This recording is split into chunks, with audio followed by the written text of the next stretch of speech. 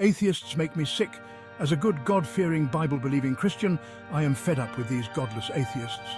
They make me want to puke. It's time for us to put an end to their godlessness. Their conduct is totally unacceptable. They're growing in numbers and making inroads into everything and doing it by satanic means, I tell you. They are growing in numbers every day. The rise of atheism is not just a fleeting trend, it is a significant shift in the cultural and spiritual landscape. More and more people are identifying as atheists, rejecting the traditional beliefs that have shaped societies for centuries. This movement is gaining momentum, and it shows no signs of slowing down. The empty pews in churches are a testament to this change, as more individuals choose to leave behind the rituals and doctrines of organized religion. They do it without building churches on every other corner in every town. Unlike religious institutions that often rely on physical structures to gather and grow their congregations, atheists are finding community and solidarity in different ways. They meet in homes, cafes, and online forums, creating spaces where they can discuss their beliefs and support one another. This decentralized approach allows them to reach a broader audience without the need for costly buildings and maintenance. That is downright evil and ungodly. To some, the dismantling of religious symbols and the decline of traditional faith practices is seen as a moral decay. They view the absence of these symbols as a loss of cultural heritage and spiritual guidance. The sight of crosses being torn down and religious symbols falling into disrepair evokes a sense of loss and fear for the future. It challenges the very foundation of what many believe to be a moral and just society. They do it without meetings, holding hands and chanting, "We are right, praise be to no God." Atheists gather in informal settings, often engaging in intellectual discussions rather than ritualistic practices. Their meetings are characterized by debates, sharing of ideas, and mutual respect for differing viewpoints. There are no hymns or chants, no collective affirmations of faith. Instead, they focus on reason, evidence, and personal experience as the basis for their beliefs. And they don't even symbolically drink the blood and eat the flesh of their non-God.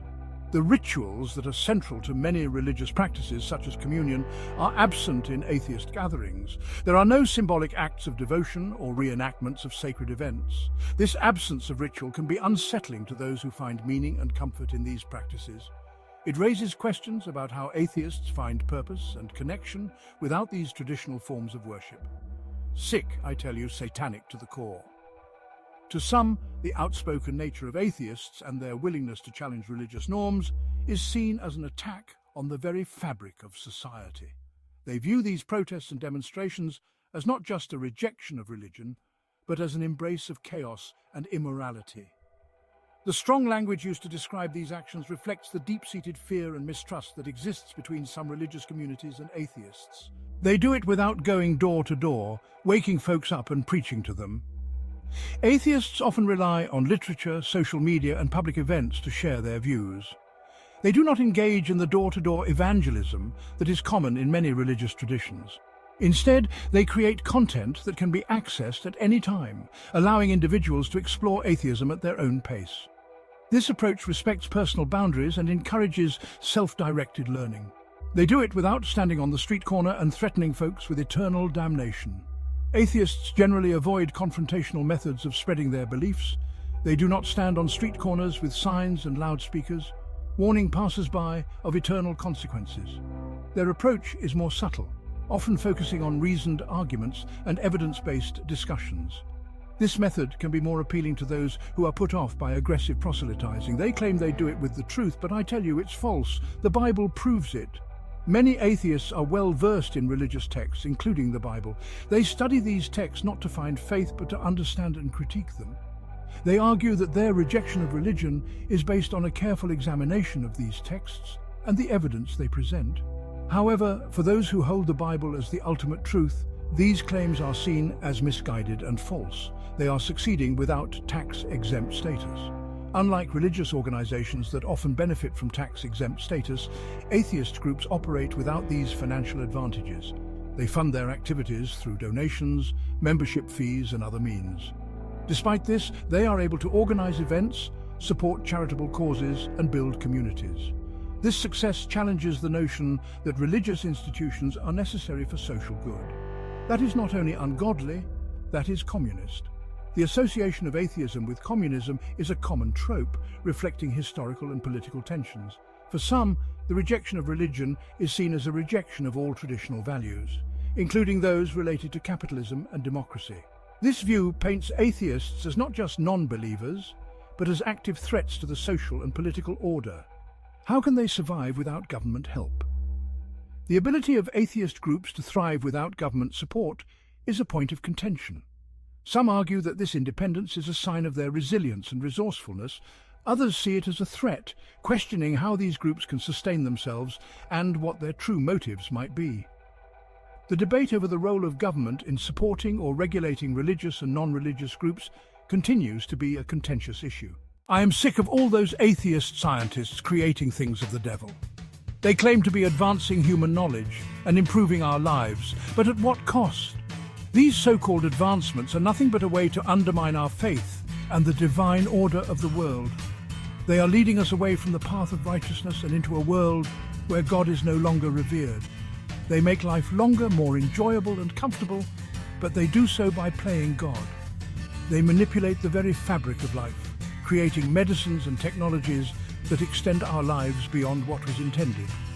They promise us a future free from disease and suffering, but at what spiritual cost?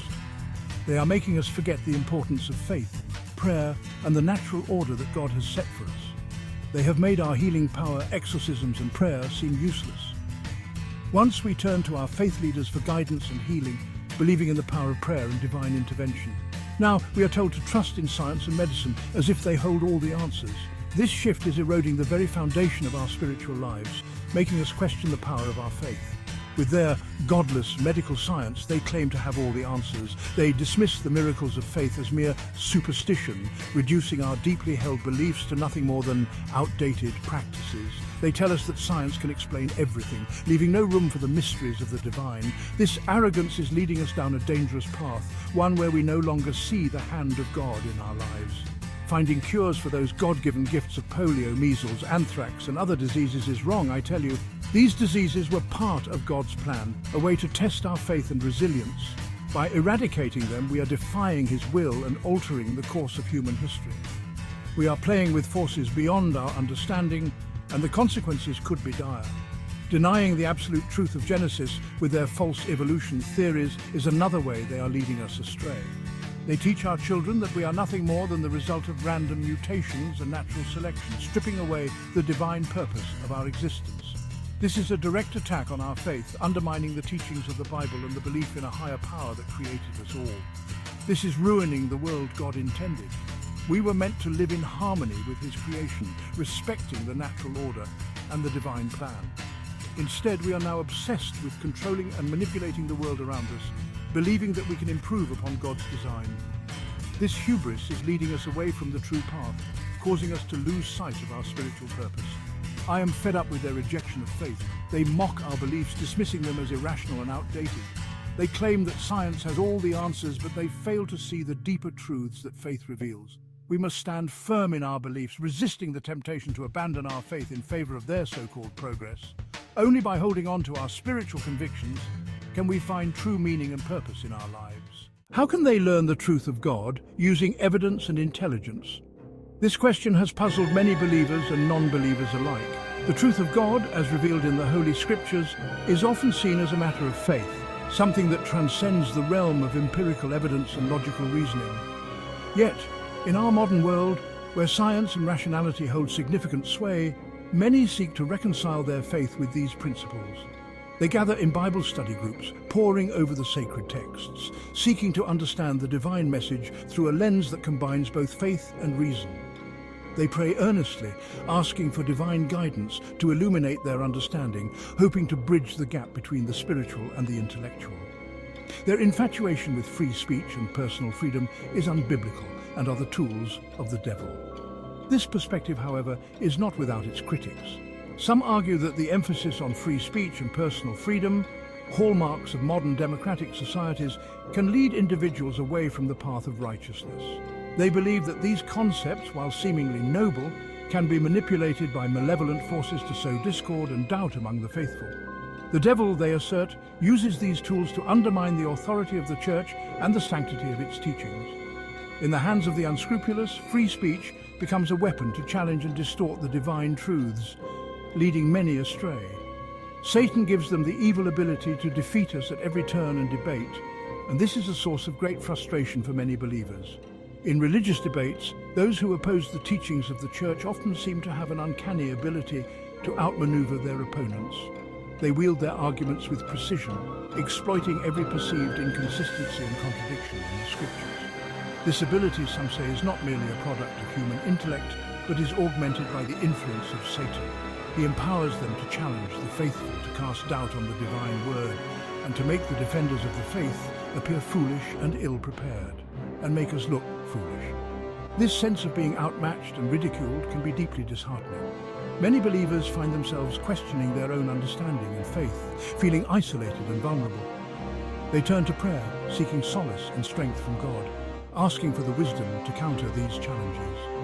In the quiet moments of reflection, they grapple with their doubts, hoping to find reassurance in their faith and the support of their community. They speak blasphemy, pointing out the contradictions, and this is where the conflict often intensifies. Those who challenge the faith are not content with merely questioning. They actively seek to undermine it. They highlight what they see as contradictions within the Bible, using these points to argue that the Scriptures are flawed and unreliable. This, they claim, is evidence that the Bible cannot be the infallible Word of God. Their arguments are often delivered with a fervor that can be unsettling, shaking the confidence of even the most devout believers. Logical fallacies and what they term silliness, and they do so with a sense of superiority. They point out what they consider to be logical fallacies in the teachings of the Church, dismissing them as outdated or irrational. To them, the faith of believers is not a testament to divine truth, but a relic of a bygone era, something to be ridiculed and discarded. This attitude can be deeply hurtful, as it not only challenges the beliefs of the faithful, but also dismisses their experiences and convictions as mere foolishness at our inspired God-given word. Despite these challenges, believers hold fast to their faith, trusting in the divine inspiration of the Scriptures. They believe that the Bible, despite its complexities and the criticisms it faces, is the true Word of God. It is a source of guidance, comfort, and wisdom, offering answers to the deepest questions of life.